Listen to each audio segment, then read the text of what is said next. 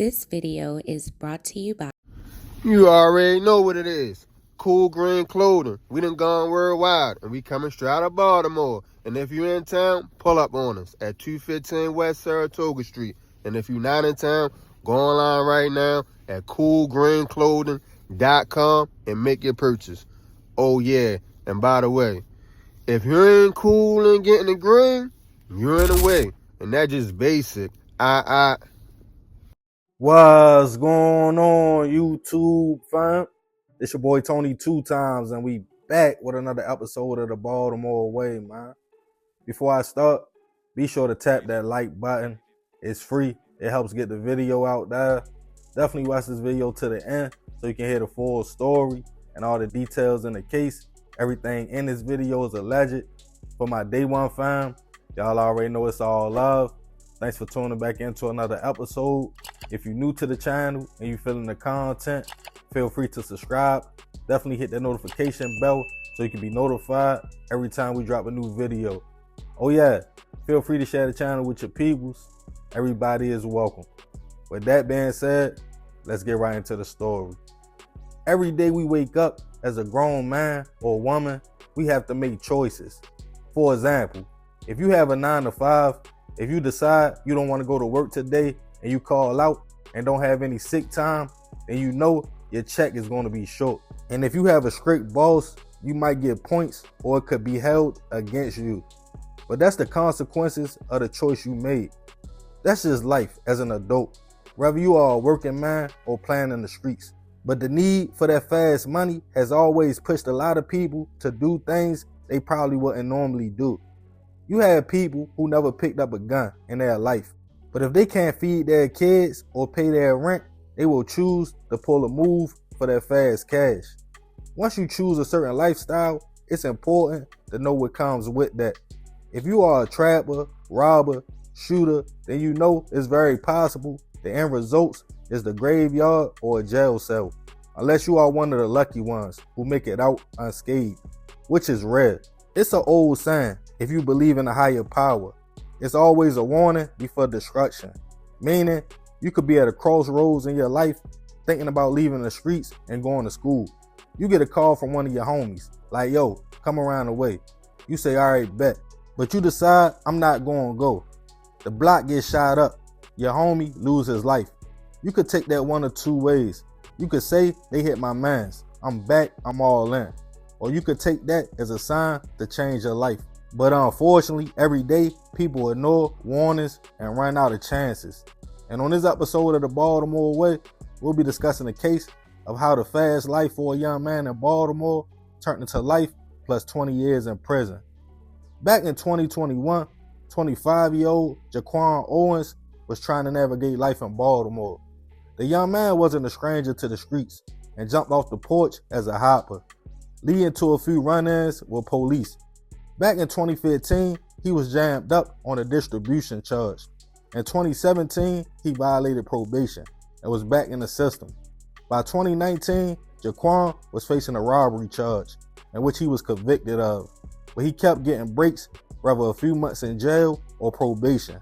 And by the winter of 2021, he was back uptown and got right back in the mix. Jaquan would rotate all through the city, but mainly his stomping grounds was West Baltimore, sometimes the Park Heights area. In another part of town was a 40-year-old man named Justin Bucalo, described as outgoing, a fun-loving guy, a father who loved spending time with his family. Like a lot of men, he loved cars and football. Surprisingly, Justin wasn't a Ravens fan though, and he rooted for Washington. He had a twin brother who he was very close to and was a hard worker, an electrician by trade, and also a talented artist who drew pictures that were well received by family and friends. But we all are human, and Justin had his vices also.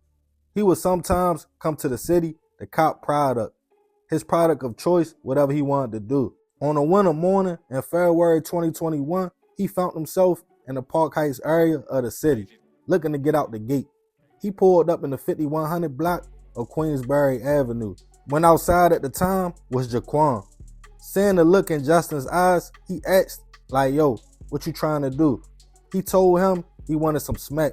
Jaquan told him, all right, bet, stay right here. The young man then proceeded to bop off. He went in his pockets, looking like he was grabbing a product. As Justin sat in the car and waited, seconds later, shots went off. A little bit after 11:30 in the morning, people in the area paid the gunshots no mind, until a resident that was sitting on a nearby porch saw a man walk up to Justin's car around 12 noon, take something out the man's pockets, and run off. That's when they called police. When BPD responded to the scene, they found Justin suffering from a gunshot wound to the head, and unfortunately, he wouldn't survive his injuries. As an investigation started, one neighbor claimed to see a young man they knew from the area talking to Justin, but they left and didn't know what happened after that. The other neighbor who called police also stated it was a young man who went in Justin's pockets and searched him. They both gave a description on how the suspect looked, but it seemed somewhere in the mix the man had changed clothes when he came back to the scene 30 minutes after the shooting and robbed Justin. It wouldn't take long though for police to get a name, Jaquan. He was tracked down and taken into custody, charged with first-degree hit and handgun violations. As police determined, Jaquan was trying to rob Justin, and Justin peeped the move and tried to drive off. Then he shot him, came back in different clothes, and ran his pockets. As the case made its way to court, Justin's family filled the courtroom, looking for justice. Jaquan sat and listened as they stated what type of man he was. His daughter stated, "You took my father's life for money, a piece of paper." Prosecutors painted the young man as a menace who had been known for robbing and had now took a life in the process. They claimed he had chance after chance and was a danger to society. His lawyer argued Jaquan had a tough life, and even till then, his mother, who was in the courtroom sick and only had months to live, needed him to be home. As his attorney pointed out, he had family as well.